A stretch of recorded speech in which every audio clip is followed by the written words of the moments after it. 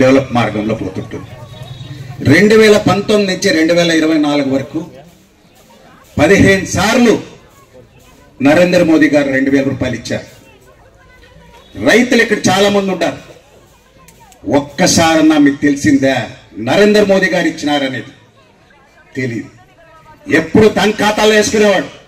జగన్మోహన్ రెడ్డి గారు ఆ 2,000 వచ్చింది కూడా మీకు తెలియకుండా తన ఏదో యాడ్ చేసి మీకు అందరికి ఇచ్చేవాడు. ఈ రోజు మన చంద్రబాబు నాయుడు గారు అందరి ముందు నరేంద్ర మోదీ గారు ఇస్తుండారు, నేను ఇస్తున్నాను అని, ఇద్దరు ఇస్తున్నాము అని చెప్పే మార్గం అది అడ్మినిస్ట్రేషన్ అంటే. పరిపాలన అంటే అలాగుండాల. మనం ఒకటే కాదు, స్వార్థం రాజకీయం చేయొచ్చు కానీ పరిపాలనలో మాత్రం స్వార్థం చేయకూడదు. సో అది జగన్మోహన్ రెడ్డి గారి వారి అన్వేషణ. అదే చంద్రబాబు నాయుడు గారు ఇవాళ డెవలప్మెంట్ చూడండి.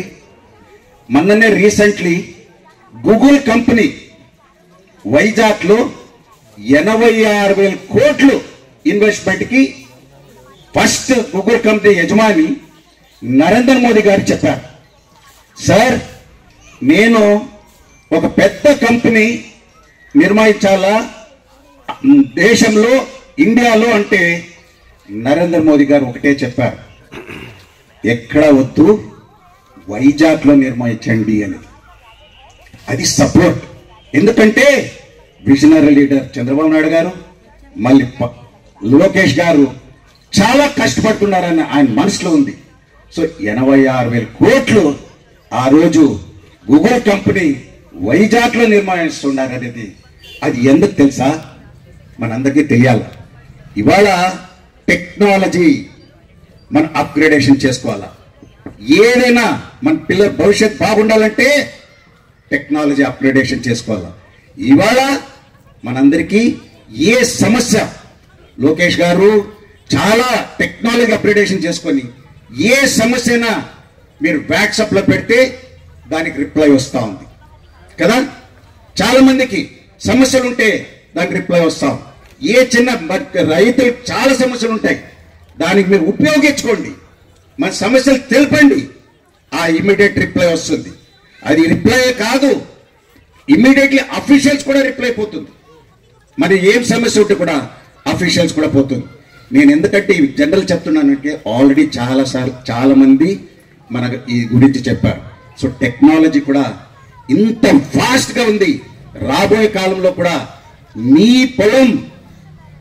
పొలంలో ఏం సమస్య ఉంది కూడా మీరు చెప్తే, ఆన్లైన్లో మీరు ఏమైనా ఇన్ఫర్మేషన్ ఇస్తే అది కూడా ఏం వేయాలా, ఏం ఆ పంటకి ఏం వాడాలా, బాగుండాలా అనేది టెక్నాలజీ వస్తూ ఉంది. అది ఇంకా ఎక్కువ రోజులు లేదు. క్వాంటమ్ కంప్యూటర్స్ అనేది విజయవాడలో, అమరావతిలో నిర్మిస్తున్నారు. దాని నుంచి మన పంటలే కాదు, మన హెల్త్ సమస్య కూడా, మన క్యాన్సర్ వస్తే దానికి కూడా ఇమీడియట్ ట్రీట్మెంట్కి ఏం చేయాలనేది సమస్య కూడా తెలిపే మార్గంలో అంత పెద్ద కంప్యూటర్ మన భారతదేశంలో వస్తూ ఉంది. అది అమరావతిలోనే వస్తూ ఉంది. సో ఇది మన ఆంధ్రప్రదేశ్ ఫాస్ట్గా డెవలప్మెంట్ అవుతాం. మొన్ననే వైజాగ్లో 12 లక్షల కోట్లు, ఇంతకుముందు జగన్మోహన్ రెడ్డి గారు నిర్వహించారు 8 లక్షల కోట్లు, 6 లక్షల కోట్లు అని. కానీ ఒక్క ప్రాజెక్ట్ కూడా రాలే. అందరినీ బెదిరిస్తుంటాడు, మీరు వస్తే జాగ్రత్త అనేది. ఇవాళ చంద్రబాబు నాయుడు గారు వాళ్ళు నమ్మినారు, ప్రజలు నమ్మినారు. దేశ విదేశాల్లో కూడా అందరూ వచ్చి కర్ణాటక బదులు ఆంధ్రప్రదేశ్కి వస్తుంటారు. తమిళనాడులో ఆల్మోస్ట్ అయిపోయింది, వాళ్ళు కూడా ఆంధ్రప్రదేశ్కి వచ్చి స్థాపిస్తామని చెప్తుంటారు. ఇది ప్రభుత్వం. ఇది ప్రభుత్వం డెవలప్మెంట్ చేసే ప్రభుత్వం. మనం వికసిత్ 2047 కల్లా దేశమే కాదు ఆంధ్రప్రదేశ్ కూడా మనకు డెవలప్మెంట్ కావాలా.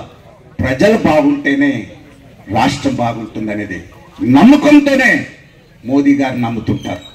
అలాగనే చంద్రబాబు నాయుడు గారు కూడా ప్రజలు బాగుంటేనే మనం బాగుంటాం, రాష్ట్రం బాగుంటుంది, మన ఉత్పత్తి కూడా బాగుంటుంది, అన్ని రకాలుగా మన బాగుండాలనేది. ఈరోజు మొన్ననే 3 లక్షల ఇండ్లు 2018 కంప్లీట్ అయిన ఇల్లు 5 సంవత్సరాల్లో ఈ లేదు. కానీ ఇవాళ రాష్ట్ర ప్రభుత్వం చంద్రబాబు నాయుడు గారు దాని శ్రద్ధ తీసుకొని మొన్ననే రెండు రోజుల ముందు 3 లక్షల ఇళ్ళు కంప్లీట్ అయినవి వారి తాళాలు వాళ్ళకి ఇచ్చారు. ఇది ఇంకా 2 లక్షల ఇళ్ళు కూడా ఇంకొక సంవత్సరం 2 ఏళ్ళలో ప్రతి ఒక్కరికి వాడు ఆశ ఏమంటే ప్రతి ఒక్కరికి సొంత ఇల్లు ఉండాలా, సొంత ఇల్లు ఉంటేనే సుఖంగా ఉంటారనేది ఆశతో మన ఈ ప్రభుత్వం నడుస్తాం కనుక ఈ సమ్మాన్ నిధిని ఈరోజు రైతుల కోసం, ఎందుకంటే పంటలు వచ్చినాయి, నెక్స్ట్ సమ్మర్ రాబోతుంది, సమ్మర్ కోసం పంటలు. సో ఆ దృష్టితోనే 2,000 రూపాయలు సెంటర్ ప్రభుత్వం, 5,000 రూపాయలు రాష్ట్ర ప్రభుత్వం కలిసి 7,000 రూపాయలు ఈరోజు ఇంకొక అర్ధ గంటలో 15 నిమిషాల్లో ఒక బటన్ ఒత్తితే చాలు, ఒకే ఒక బటన్ ఒత్తితే 46 లక్షల రైతులకి ఆంధ్రప్రదేశ్ లో జమ అయిపోతుంది 7,000 రూపాయలు. సో టోటల్ 20,000లో ఒక కాదు, ఫస్ట్ విడత 7,000 ఇచ్చారు, రెండో విడత 7,000, నెక్స్ట్ జనవరిలో ఇంకొక 6,000. ప్రామిస్ చేసిండేది 20,000, ఆ 20,000 కూడా ఖచ్చితంగా రైతుల అకౌంట్లో జమ అయ్యే మార్గం చంద్రబాబు నాయుడు గారు చూస్తుంటారు కనుక మనం అందరూ బాగా ఆలోచన చేయాల. ప్రభుత్వం ఏది బాగా నడుపుతా ఉంది, ప్రభుత్వం ఏది మన కోసం చేస్తా ఉంది అనే ప్రభుత్వంని మీరు ఎప్పుడూ ఆశ చూడాలా. సో ఈ ప్రభుత్వం అన్ని రకాలుగా డెవలప్మెంట్, ప్రజల కోసం చేసే డెవలప్మెంట్ కనుక మీరు ఈ ప్రభుత్వం ఎప్పుడు ఈ 2029 కాదు, ఇంకా 15 ఏళ్ళు కూడా ఈ ప్రభుత్వం ఉంటే మన బాగా జరుగుతుందని, మేలు జరుగుతుందని. 2047 కల్లా ఆంధ్రప్రదేశ్ దేశానికి నంబర్ 1 అని అనిపించుకునే మార్గంలో మనం అందరూ తోడ్పడితే ఖచ్చితంగా మనం మన పిల్లల భవిష్యత్ బాగుంటుందనేది కోరుతూ నాకు ఈ అవకాశం